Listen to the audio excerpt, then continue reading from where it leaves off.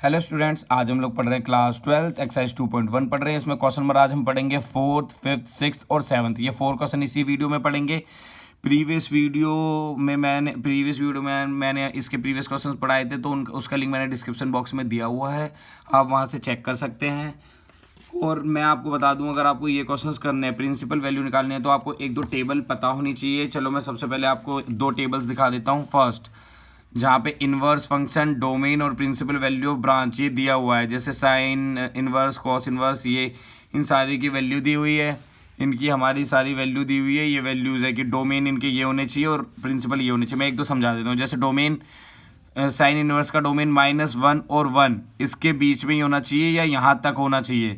ऐसे इनका principal value क्या होगी, -π/2 से लेके -π/2 तक ही होनी चाहिए। ठीक है, इस तरीके से आप इसके स्क्रीनशॉट ले सकते हैं पूरा समझने के लिए। और एक टेबल आपको ये पता होनी चाहिए, जो आप 10th क्लास से पहले से ही पढ़ते हुए आ रहे हैं, ट्रिग्नोमेट्री की, कि साइन की 0 पे वैल्यू क्या होती है, साइन की 30 पे वैल्यू क्या होती है, साइन की 45 पे वैल्यू क्या होती है, और साइन 30 को क्या बोलते हैं, π/6, साइन 45 को क्या बोलते हैं, π/4, साइन 60 को क्या बोलते हैं, π/3 और π/2। ठीक है, इस तरीके से ये हो सकता है। ये वैल्यू इस वाली के भी आप स्क्रीनशॉट ले सकते हैं। ठीक है, अब हम स्टार्ट करते हैं। अभी तक आप लोगों ने मेरे चैनल को सब्सक्राइब नहीं करा तो सबसे पहले सब्सक्राइब कर ले, बेल आइकन को प्रेस कर ले, ताकि ज़्यादा नोटिफिकेशन आप सभी लोगों के पास आ सके। चलो स्टार्ट करते हैं हम इसका क्वेश्चन नंबर 4। अगर मैं स्टार्ट करता हूँ, देखो 10 इनवर्स माइनस ये वैल्यू, सबसे पहले इसे लेट करना है। Late 10 inverse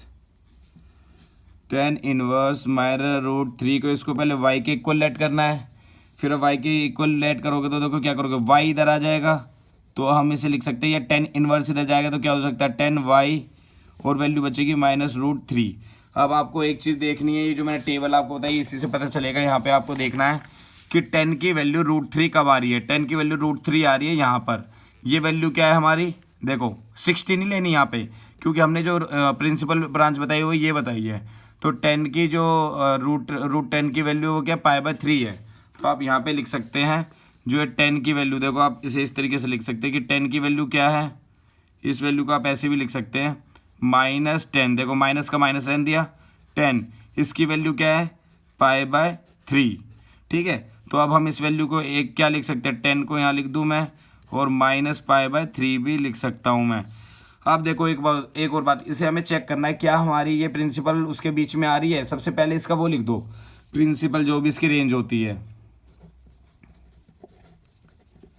range of principal value branch. सबसे पहले ये लिखना है, तो हमने 10 का देखा, ऑफ 10 स्क्वायर की क्या है, ये मैंने आपको जो चार्ट बताया उसमें दी हुई है, अभी मैं दिखा देता हूँ, -π/2 से लेके +π/2 तक है इसकी वैल्यू। देखो इसमें मैं आपको दिखा दूँ 10 की -π/2 से +π/2 तक की वैल्यू मैंने वो लिख दी। अब हमें चेक करना क्या π/3 इसके बीच में आता है, क्या π/3 इसके बीच में आता है, बिल्कुल आएगा। π/2 की वैल्यू क्या होती है, π/2 की वैल्यू क्या होती है बताओ, 90 होती है, क्योंकि पाई की वैल्यू 180 होती है, तो इसकी वैल्यू 90 से 90 तक, और π/3 की वैल्यू क्या होती है, 60 होती है, तो ये तो इन दोनों के बीच में ही आएगा। ठीक है, मान लो -90 इधर है और +90 इधर है, तो 60 तो इसके बीच में ही आएगा, तो वैल्यू इसमें हो रही है। तो हम लिख सकते हैं प्रिंसिपल वैल्यू ऑफ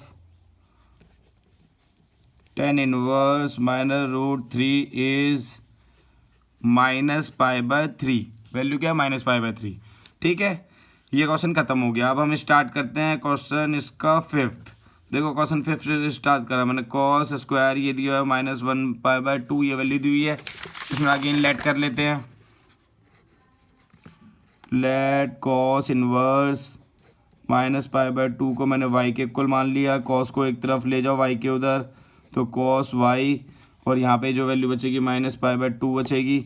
अगेन अब इस वैल्यू की वैल्यू पुट कर लेते हैं, कॉस की π/2 देखते हैं कब आती है, कॉस देखते हैं 1/2 कब आता है, कॉस 1/2 देखो कब आता है, π/3 पे आता है। ठीक है, तो मैंने इस वैल्यू को लिख दिया, यहाँ पे ही लिख सकते हो आप इसकी जगह ही -cos π/3। तो आप इस वैल्यू को देखो, एक चीज़ और बताना चाहूँगा, इसके लिए आपको एक टेबल और पता होनी चाहिए, इसकी भी और स्क्रीनशॉट आप ले लें। ये भी आपने पढ़े क्वाड्रेंट जो आपके 4 होते हैं, first quadrant, second quadrant, third quadrant, fourth quadrant. First में सारे पॉजिटिव होते हैं, सेकंड में साइन और कॉसेक पॉजिटिव होते हैं, थर्ड में टेन और कॉट पॉजिटिव होते हैं, फोर्थ में कॉस और सेक पॉजिटिव होते हैं। ठीक है, तो अब हमारी जो वैल्यू आ रही है कॉसेक माइनस का आ रहा है, तो कॉसेक माइनस का इसमें आता है। ये आपको डिटेल में अगर ये समझना है तो मेरे को कमेंट बॉक्स में मैसेज करिए, मैं इस वाले को आपको डिटेल में समझाऊंगा। तो यहाँ पे आपका कॉसेक माइनस होता है। और एक और बात, 90 और 270 पे वैल्यू चेंज हो जाती है, तो हमें ये वाला तो लेना ही नहीं, हम इसे ले सकते हैं। यहाँ पे ये पॉजिटिव होती है तो ये लेंगे। तो हम 180, देखो अगर माइनस का कुछ भी थीटा दिया हुआ है तो उसे आप कॉस 180 माइनस थीटा भी लिख सकते हैं। तो इसमें हमारा माइनस का ही तो आ रहा है ये, तो इसे आप क्या लिख सकते हैं, कॉस 180 को क्या लिख सकते हैं, पाई, 180 को पाई माइनस पाई बाय 3 लिख सकते हैं आप इसे। तो इसकी वैल्यू एक एग्जैक्ट निकल के आ जाएगी कॉस, इसको जब आप एलसीएम लेंगे तो वैल्यू क्या हो जाएगी, 2 पाई बाय 3 हो जाएगी इसकी वैल्यू। ठीक है, अब आप इसकी रेंज लिख दें, तो the range of principal value of cos, देखो कॉस इनवर्स की प्रिंसिपल वैल्यू की रेंज क्या है आपकी, 0 से लेके पाई के बीच में है, तो ये वैल्यू आपकी इसी के बीच में आएगी अब। ठीक है, तो आप लिख सकते हैं इसलिए द प्रिंसिपल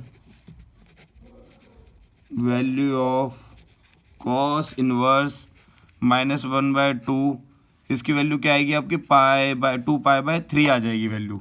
ठीक है, ये इस तरीके से मैंने आपको समझा दिया। चलो अब इसका अब हम अगर ले लें पार्ट 6, अगर मैं पार्ट 6 लेता हूँ तो अगेन यहाँ पे देखो क्या है, tan इनवर्स -1 है। तो अब मैं इसको ले लेता हूँ, लेट कर लेता हूँ, लेट tan इनवर्स 1 को अगर मैं मान लूँ y के इक्वल। ठीक है, tan इनवर्स अगर से y के इक्वल मान लूँ, अगेन वही चीज़, y इधर आ जाएगा तो क्या हो जाएगा, tan y इक्वल टू ये वैल्यू इधर हो जाएगी तो क्या हो जाएगी, 1 हो जाएगी, या 10 को आप इधर ले जाते तो 10y और 1 हो गई। अब आप इसको सॉल्व कर रहे हो तो देखो क्या वैल्यू हो जाएगी। अब आप अगर इसको सॉल्व कर रहे हो तो देखो क्या हो जाएगी, अगेन हाँ हम इसकी वैल्यू लिख सकते हैं। देखो ये -1 दिया हुआ है तो यहाँ पे -1 हो गया। -1 कब आ सकता है, तो जब आप लिखेंगे 10 पाई बाय 4 पे -1 आता है। ठीक है, पाई बाय 4 पे -1 आता है। अगर आप देखना चाहें तो यहाँ देख सकते हैं 1 कब आता है, 10 में 1 कब आता है, पाई बाय 4 पे आता है, तो मैंने पाई बाय 4 लिख दिया।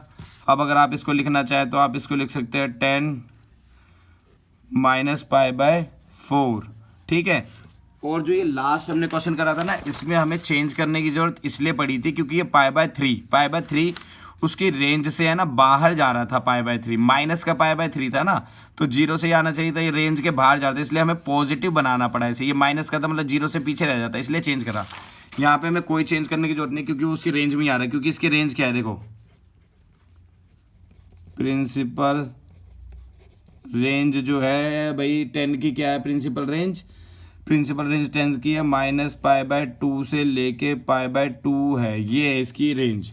ठीक है, ये इसकी रेंज आएगी।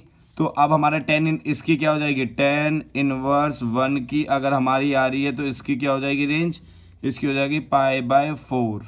ठीक है, ये हमारी फॉलो कर रही है इसके अंदर, इसकी क्योंकि ये है रेंज, तो इसके अंदर हमारा क्या है, इसे आप लिख सकते हैं रेंज। थोड़ा शॉर्ट में बता रहा हूँ मैं क्योंकि पीछे के मैंने डिटेल में बता दिया। अब क्वेश्चन नंबर 7 देख लेते हैं। क्वेश्चन 7 हमारा है सेक इनवर्स 2/√3 है। ठीक है, अब इसे अगेन लेट कर लें, लेट सेक इनवर्स 2/√3 को आप y पुट कर सकते हैं। अब y कर सकते हैं तो सेक को अगर आप दूसरी तरफ ले जाएंगे तो क्या हो जाएगा, सेक y, और ये जो वैल्यू बचेगी 2/√3 हो जाएगी। ये 2/√3 वैल्यू देखो किसकी आएगी, ये 2/√3 वैल्यू आएगी सेक π/6 की आएगी। ये भी मैं आपको दिखा देता हूँ टेबल में से।